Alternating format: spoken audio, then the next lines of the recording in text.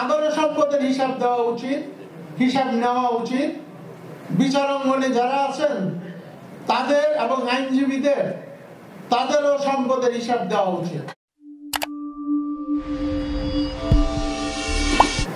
এটা ব্যক্তিগতভাবে কেউ নেবেন না, বারকেও বলবো এবং বেঞ্চকেও বলবো, দুর্নীতি সম্পর্কে আমাদের আইন অঙ্গনে জিরো টলারেন্সে যেতে হবে। কোন দুর্নীতিকে প্রশ্রয় দেওয়া যাবে না। আমি ব্যক্তিগত জীবনে মাননীয় প্রধান বিচারপতি মহোদয়কে যতটুকু জানি, তার ফ্যামিলিকে যতটুকু জানি,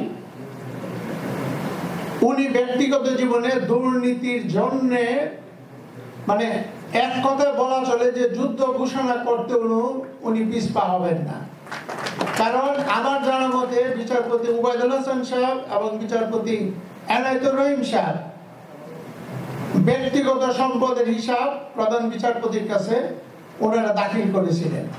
যদিও আমি সেইটাতে ছিলাম, কিন্তু আমি দাখিল করি নাই। তো এখন বোধহয় সময় আসছে আমাদের,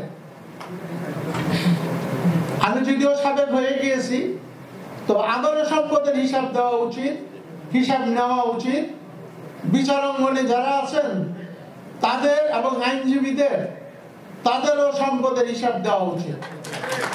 কারণ বাংলাদেশে যত উন্নতি হোক, এই কয়েকদিনের মধ্যে দুর্নীতির যে চিত্র আমাদের সামনে উপস্থিত, সেই চিত্র জাতির সমস্ত সুনাম ধ্বংস করে দিচ্ছে। দেশে এই সরকারের যত উন্নয়নই বলেন, প্রচেষ্টাই বলেন, সবটাই ধূলিসাৎ হয়ে যাবে যদি দুর্নীতির বিরুদ্ধে জেহাদ ঘোষণা করা না হয়, দুর্নীতিকে যদি উচ্ছেদ করা না যায়। মাননীয় প্রধান বিচারপতি সেটা চেষ্টা করবেন, এতে আমার কোনো সন্দেহ নেই।